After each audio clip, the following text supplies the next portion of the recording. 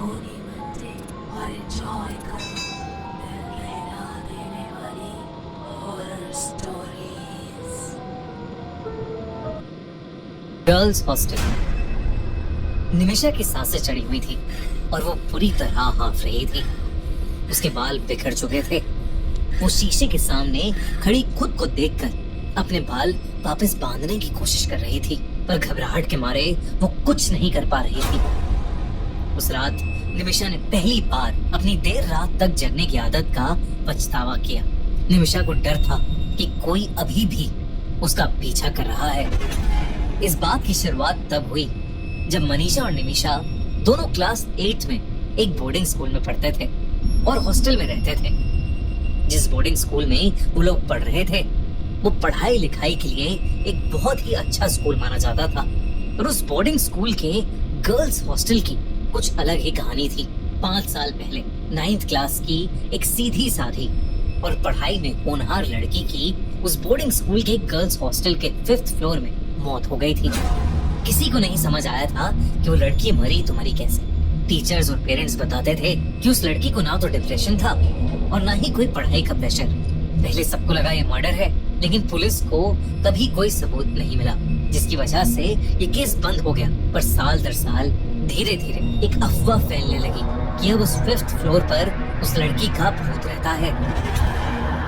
इसलिए 5th floor को school authorities ने बंद कर दिया, जिसे हफ्ते में सिर्फ एक बार खोला जाता था ताकि उसकी सफाई हो सके। उस इंसिडेंट के करीब 5 साल बाद निमिषा और मनीषा उस हॉस्टल के एक रूम में शेयरिंग में रहने लगे। दोनों का रूटीन एकदम फिक्स्ड था। निमिषा पूरी रात जग कर पढ़ाई करती थी और सुबह 7 बजे मनीषा को उठाकर सो जाती थी। फिर मनीषा ब्रेकफास्ट के टाइम तक पढ़ती रहती थी। मनीषा चश्मा लगाती थी और उसके हाथ में उसकी माँ का दिया हुआ एक काला धागा हमेशा बंधा रहता था। 5th फ्लोर की कहानियों को बाकी स्टूडेंट्स की तरह वो लोग भी ज्यादा नहीं मानते थे, पर फिर भी वहाँ कोई नहीं जाता था। पर 10 दिसंबर को कुछ ऐसा हुआ जिसकी मनीषा को कोई खबर भी नहीं थी। निमिषा रोज की तरह रात के 12:30 बजे रूम में बैठकर पढ़ाई कर रही थी और मनीषा दूसरी तरफ करवट लिए सो रही थी। निमिषा का गला अचानक से सूखने लगा। वो उठकर हॉल में कॉफी बनाने चली गई।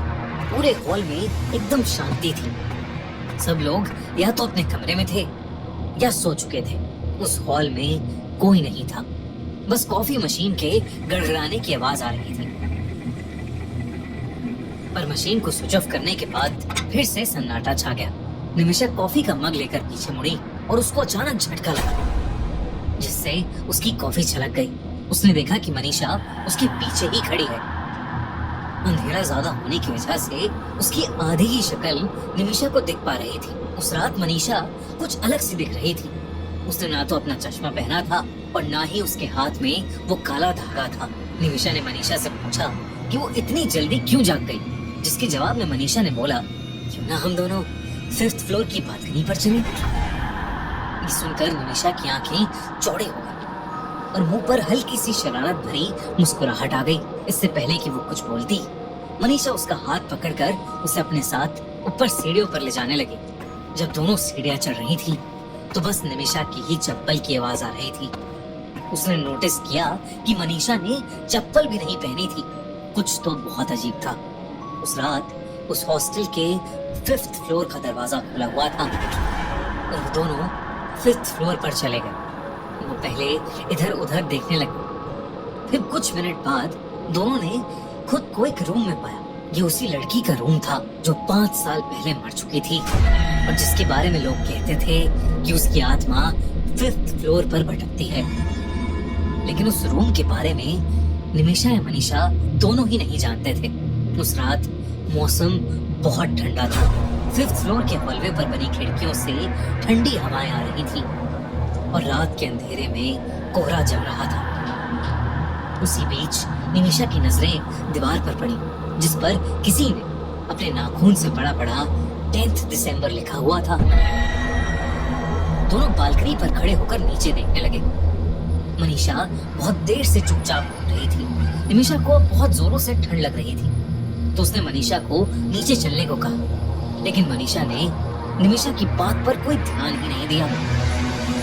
उसने फिर से मनीषा को पुकारने की कोशिश की और तब पहली बार मनीषा ने उसकी आंखों में आंखें डालकर देखा। निमिषा के तो जैसे होश ही उड़ गए थे। मनीषा की आंखें पूरी सफेद हो चुकी थी। वो बड़ी धीमी आवाज में बोली, जंप, यानी कूदो। मनीषा को कुछ समझ नहीं आया कि मनीषा उसे नीचे कूदने को क्यों कह रही है।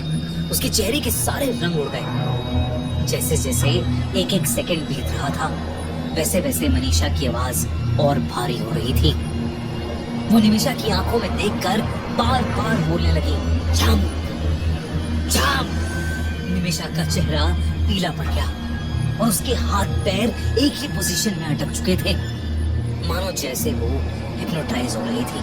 और ऐसा लग रहा था कि जैसे अगर वो जंप नहीं करती तो मनीषा उसे धक्का देकर नीचे गिरा देगी। निमिषा की आंखें बंद होने लगी थी और वो खुद अपने बाल खोलने लगी। उसके बिखरे बाल हवा में पानी की तरह बहने लगे। निमिषा धीरे धीरे मनीषा के वश में आने लगी थी, लेकिन तभी अचानक नीचे वाले फ्लोर पर कुछ धम से आवाज आई और निमिषा होश में आई। उसने किसी तरह हिम्मत जुटाई और मनीषा को पीछे धक्का देकर नीचे भागी। भागते भागते उसको अपने पीछे बहुत भयानक दहाड़ सुनाई दी, पर उसने पीछे भूल कर भी मुड़कर नहीं देखा। वो जल्दी से अपने रूम के अंदर घुसी और दरवाजा कसके से बंद कर लिया। उसने तब जो देखा वो देखकर वो और चौंक उठी। उसने देखा कि मनीषा उसी करवट में बिस्तर पर आराम से सो रही थी जिसमें वो उसे छोड़कर गई थी। निमिषा का रंग और पीला पड़ गया। उसने मनीषा को घबराते हुए उठाया। मनीषा ने उसका पीला मुंह और लाल आंख देखकर डरी हुई निमिषा को गले लगा लिया। पर उसके पूछने पर निमिषा ने उससे कुछ भी नहीं बताया। वो कुछ बताने की हालत में थी ही नहीं। उस रात निमिषा ने अपने बाथरूम के शीशे के सामने अपना मुंह धोया और बाल बांधकर सो गई। मनीषा कुछ समझ नहीं पा रही थी। उस दिन से निमिषा रात में सोने लगी और अपने रूममेट को इग्नोर करने लगी। जब भी मनीषा रूम में बैठकर पढ़ाई स्टार्ट करती, उसे एहसास होता कि जैसे कोई उसे घूर रहा है, और वो अक्सर निमिषा ही होती। परेशान होकर मनीषा ने उससे दोबारा पूछ लिया कि उस रात क्या हुआ था। आखिरकार निमिषा ने मनीषा को उस रात के बारे में सब कुछ सच सच बता दिया। सब कुछ सुनने के बाद मनीषा का दिमाग जोर से चलने लगा और उसे निमिषा की कहानी पर पूरा भरोसा हो गया, क्योंकि मनीषा को ये बात पता थी कि 5 साल पहले एक लड़की की सेम डेट पर मौत हुई थी, 10 दिसंबर। मतलब जो भी किस्से, कहानी और अफवाह मनीषा और निमिषा सुनते आ रहे थे वो सब सच थी। वाकई में 5th फ्लोर पर उस लड़की का भूत था।